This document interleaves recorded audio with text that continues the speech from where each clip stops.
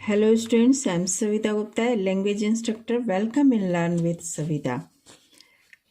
आज हम English grammar में एक ऐसा टॉपिक कवर करने जा रहे हैं जो बहुत ही इम्पॉर्टेंट है। बच्चों को थोड़ा सा प्रॉब्लम देता है, लेकिन अगर आप इस वीडियो को बहुत अच्छी तरह से समझ लीजिएगा तो आपके लिए कोई भी प्रॉब्लम नहीं होगी। तो ये जो टॉपिक है ये है रिलेटिव क्लॉज या एडजेक्टिव क्लॉज। तो क्या होता है रिलेटिव या एडजेक्टिव क्लॉज? एडजेक्टिव क्या होता है?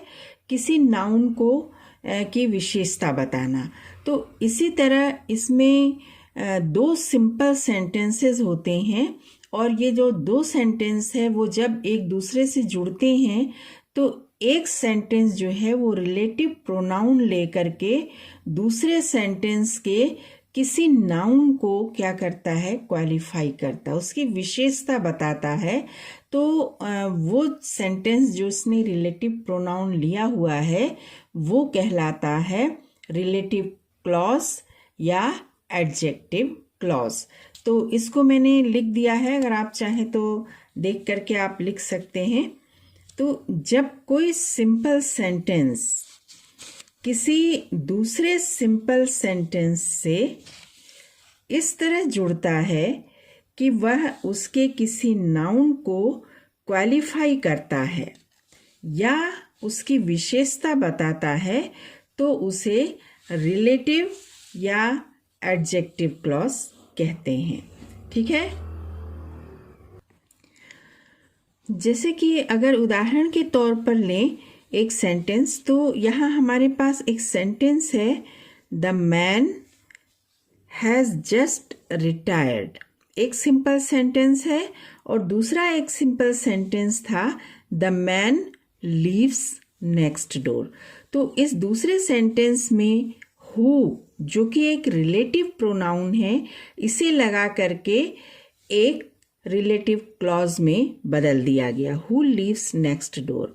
और ये कौन नेक्स्ट डोर रह रहा है? किस नाउन को क्वालिफाई कर रहा है? मैन को क्वालिफाई कर रहा है।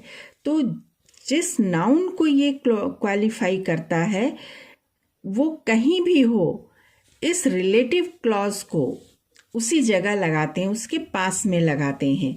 तो चूंकि यहाँ पर ये स्टार्ट में था तो द मैन के तुरंत बाद ये आ जाएगा, दो हिस्से में ये स्प्लिट हो जाएगा, the man has just retired, और द मैन के पास रिलेटिव क्लॉज आ जाएगा। तो हमारा जो सेंटेंस बना, the man who lives next door has just retired. तो यहाँ पर हु लिव्स नेक्स्ट डोर ये हमारा रिलेटिव क्लॉज बनता है, और the man has just retired ये हमारा मेन क्लॉज बनता है या प्रिंसिपल क्लॉज बनता है। ठीक है, तो यहाँ पर और हु लिव्स नेक्स्ट डोर ये सबऑर्डिनेट क्लॉज कहते हैं इसको। सबऑर्डिनेट क्लॉज में ये चूंकि एडजेक्टिव का काम कर रहा है इसलिए ये एडजेक्टिव क्लॉज कहलाता है। यानी कि ये जो सेंटेंस, पूरा सेंटेंस जो बना हुआ है, the man who lives next door had just retired, तो ये कैसा सेंटेंस है? ये एक कॉम्प्लेक्स सेंटेंस है। ठीक है, तो यहाँ हमने यूज़ किया हुआ है हु रिलेटिव प्रोनाउन। तो ऐसे कौन कौन से रिलेटिव प्रोनाउन होते हैं, हम सबसे पहले इस चीज़ को देख लें, फिर आगे बढ़ते हैं। तो यहाँ पर अगर कोई लिविंग है, जैसे कि यहाँ द मैन लिविंग था, तो उसके लिए हम हु का प्रयोग करते हैं लिविंग के लिए, है ना। तो जिसका अर्थ होता है जो, वो आदमी जो हमारे बगल में रहता था अभी रिटायर हुए हैं, है ना। तो लिविंग के लिए हम जो के लिए हु का प्रयोग करते हैं, और जो के लिए ही अगर नॉन लिविंग है, स्मॉल एनिमल्स हैं, तो उसके लिए हम विच या दैट का यूज़ करते हैं। दोनों में से कोई सा भी यूज़ कर सकते हैं। जिसे या जिसको के सेंस में अगर आता है तो इसके लिए हम whom का प्रयोग करते हैं, और जिसका पोजेसिव जो बताता है इसके लिए हम क्या यूज़ करते हैं? whose यूज़ करते हैं। नेक्स्ट अब देखिए कि कुछ रिलेटिव एडवर्ब भी होते हैं जो सेंटेंस को जोड़ते हैं। ये होता है व्हेन। व्हेन का अर्थ यहाँ होता है कब। वेयर, वेयर का अर्थ यहाँ कहाँ नहीं, जहाँ होता है। वाई का अर्थ क्यों होता है ना। तो ये एक एक करके हम स्टेप वाइज एक एक सेंटेंस को देखेंगे और इसको समझेंगे। ध्यान आपको सिर्फ ये रखना है कि हम रिलेटिव क्लॉज को वहाँ लगाएं जिसको वो क्या कर रहा है, क्वालिफाई कर रहा है, जिसकी ये विशेषता बता रहा है। तो आप देखिए हमारे पास सेंटेंस है, the boy is my cousin, लड़का मेरा कज़न है। The boy is wearing red cap, है ना। तो इसमें आप देखिए यहाँ भी द बॉय है और यहाँ भी द बॉय है। तो यहाँ द बॉय क्या है, लिविंग है। इस द बॉय को हटा करके हम रिलेटिव प्रोनाउन लगा दें हु। तो यहाँ पर रेड कैप कौन पहना है, लड़का। तो इसको हम इस लड़के के पास लगाएंगे। यहाँ द बॉय लिखा जाएगा, फिर रिलेटिव क्लॉज लिखा जाएगा पूरा, और फिर इसके बाद रेस्ट ऑफ द सेंटेंस लिखा जाएगा। तो हमारा सेंटेंस बनेगा, the boy who is wearing A red cap.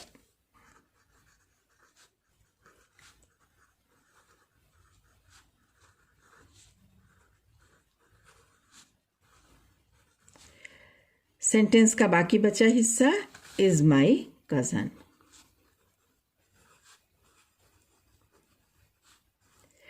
तो यहां पर the boy is my cousin, ये हमारा हो जाता है principal clause,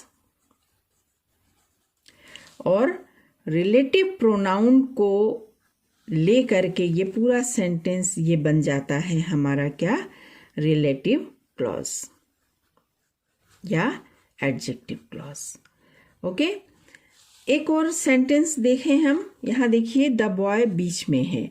the teacher punished the boy, the boy was whistling in the class. अब देखिए द बॉय इसमें भी इसमें है, तो हम द बॉय को हम क्या बना दें, यहाँ से हटा करके रिलेटिव प्रोनाउन लगा दें हु।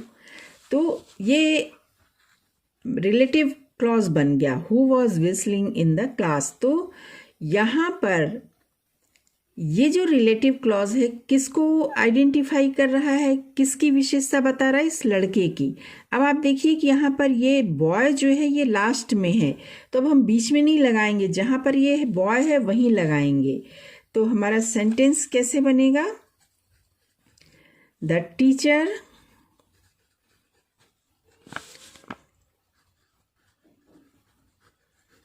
punished the boy। अब यहां पर लग जाएगा who was whistling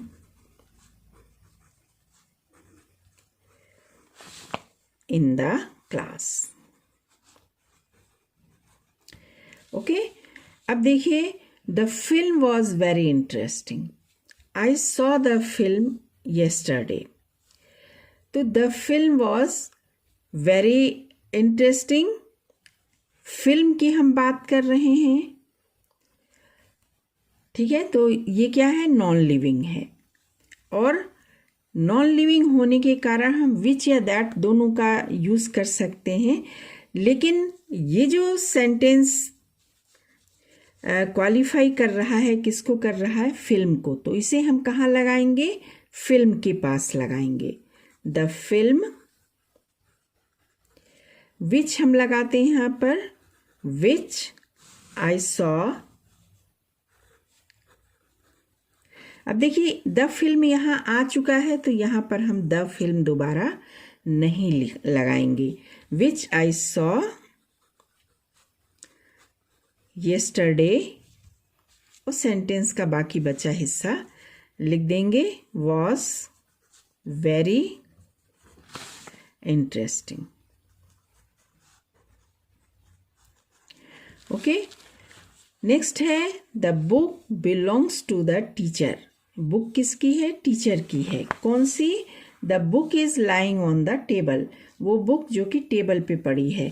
तो यहाँ दोनों जगह बुक है, ये बुक को हटा करके हम यहाँ पर क्या लगा दें, विच, और इसको हम कहाँ पर लगाएंगे, इस बुक के पास में लगाएंगे।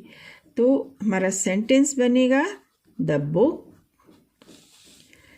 which is lying on the table, which is lying on the table belongs to the teacher.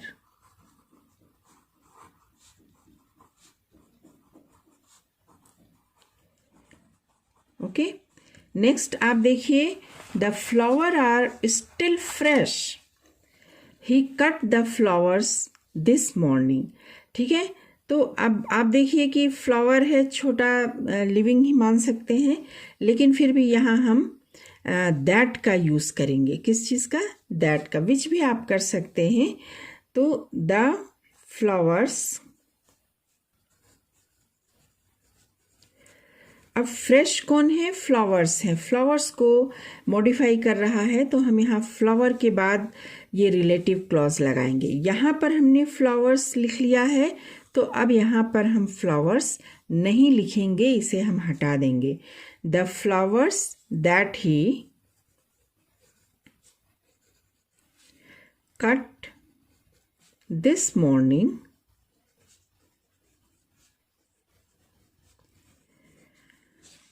ठीक है, यहाँ लगाया था are still fresh.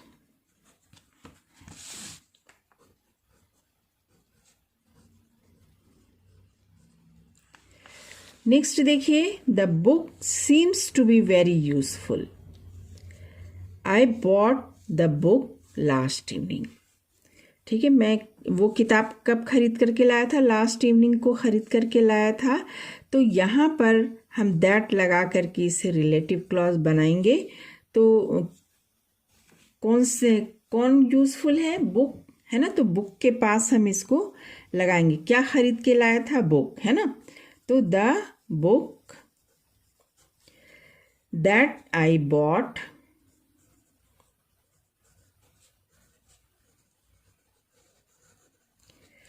Last evening. Book यहाँ आ गया है, इसलिए यहाँ पर बुक को नहीं लगाएंगे। Seems to be very useful,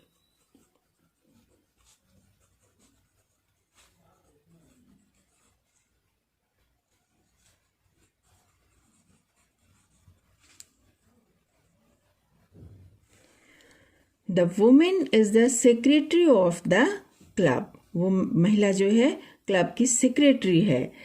they have invited the women to the party, तो किसको पार्टी में बुलाया है, वुमेन को। किसको, है ना, तो जिसको बुलाया गया है वो क्या है, सेक्रेटरी है। तो यहाँ पर जिसको आ रहा है, तो हम यहाँ पर क्या लिखेंगे, whom। द वुमेन, कौन की बात कर रहे हैं, the women, the women.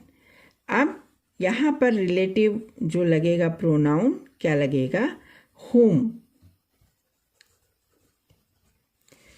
They have invited the women, यहाँ आ गया है, तो यहाँ से द वुमन को हम क्या करेंगे, एलिमिनेट कर देंगे, हटा देंगे। Invited to the party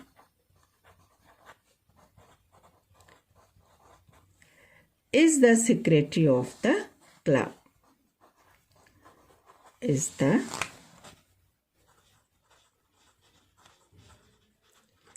secretary of the club। Okay, अब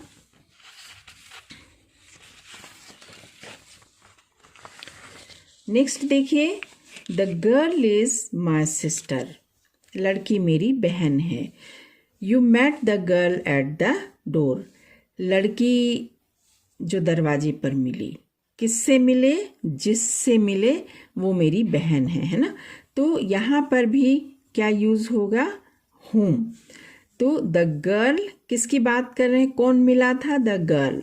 तो हम यहाँ लिखेंगे the girl whom you met। The girl यहाँ आ गया है तो हम द गर्ल को दोबारा यूज नहीं करेंगे। At the door,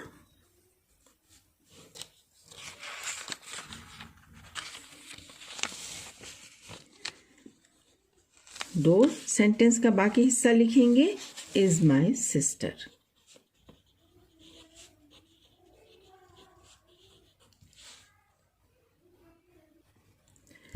next sentence लेते हैं। Our neighbour is moving to another house. हमारे पड़ोसी दूसरे घर में शिफ्ट हो रहे हैं। और neighbours wife died last month. Neighbour की पत्नी लास्ट मंथ में उनकी डेथ हो गई थी। तो नेबर की यहाँ पॉजिटिव बता रहा है, तो हम यहाँ पर क्या यूज करेंगे, हूम, हुज यूज करेंगे। तो आवर नेबर इसको हम यहाँ पर हटा देंगे और यहाँ पर जो हम रिलेटिव प्रोनाउन यूज करेंगे वो है हुज। तो किसकी, नेबर की। यहाँ नेबर के बगल में इसको लगाएंगे। कैसे बनेगा सेंटेंस हमारा, और नेबर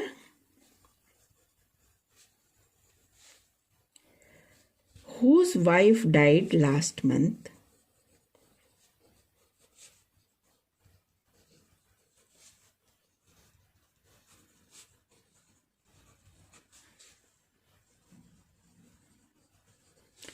बाकी सेंटेंस लिख देंगे is moving to another house.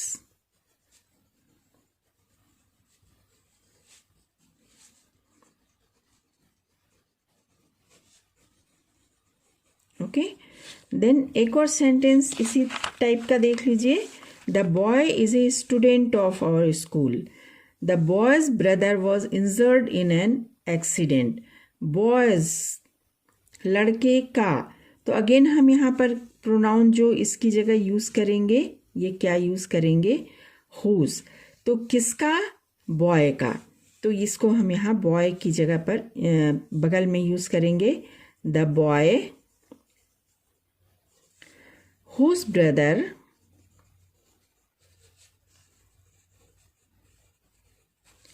was injured in an accident। और बाकी सेंटेंस का हिस्सा लिख देंगे is a student of, is a of or school। okay, then this is the place Gandhi ji was born here। ठीक है, तो प्लेस दिया है, तो यहाँ पर हमारा जो रिलेटिव प्रोनाउन यूज होगा वो क्या यूज होगा, वेयर। क्या, कैसे बनेगा, this is the place where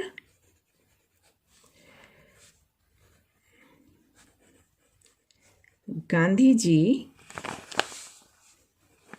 was born. Born के बाद हियर है, हियर हम नहीं लिखेंगे क्योंकि ये प्लेस को इंडिकेट कर रहा है। नेक्स्ट है the day is Sunday. The concert takes place on that day. ठीक है, तो डे बता रहा है, समय बता रहा है कि किस समय पर किस दिन को हुआ था। तो इस चीज को बताने के लिए हम क्या यूज करेंगे, व्हेन। द डे, यहाँ पर जो हमारा रिलेटिव प्रोनाउन यूज होगा वो क्या यूज होगा, व्हेन यूज होगा। The day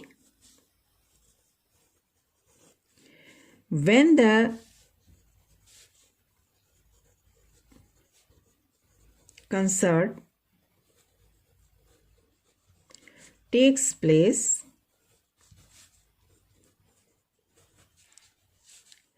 is Sunday.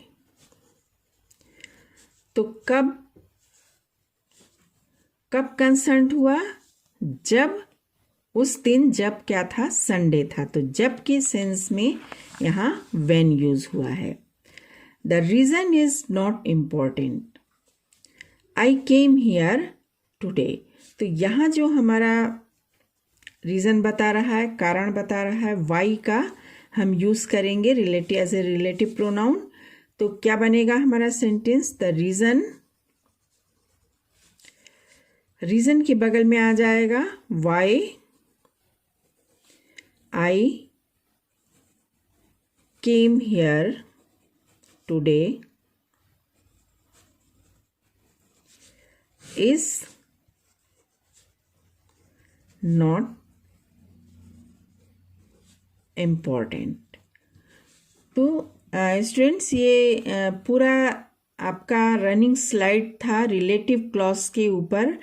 I hope कि आपको समझ में आ गया होगा। इसकी बाद की स्लाइड में मैंने ढेर सारे एक्सरसाइज दिए हुए हैं।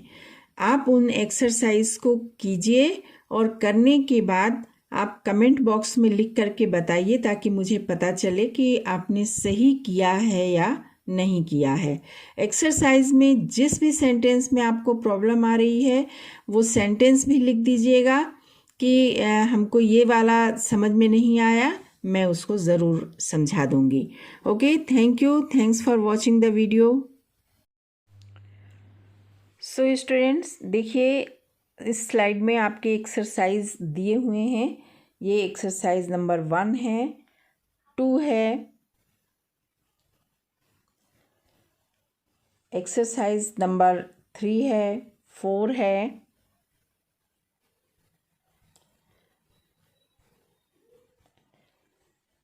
एक्सरसाइज नंबर 5 है, 6 है, एक्सरसाइज नंबर 7 है, 8 है। तो इन सारे एक्सरसाइज को आप कीजिए और इन सब के उत्तर आप कमेंट बॉक्स में लिखिए। मैं कमेंट बॉक्स में देख करके पता लगा लूँगी कि आपको कितना समझ में आया है, कितना नहीं। और इनमें से अगर कोई भी आपको नहीं समझ में आ रहा है तो भी आप लिख करके डाल दीजिए और कमेंट कर दीजिए कि नहीं आया समझ में, तो फिर मैं आपको उसे समझा दूँगी।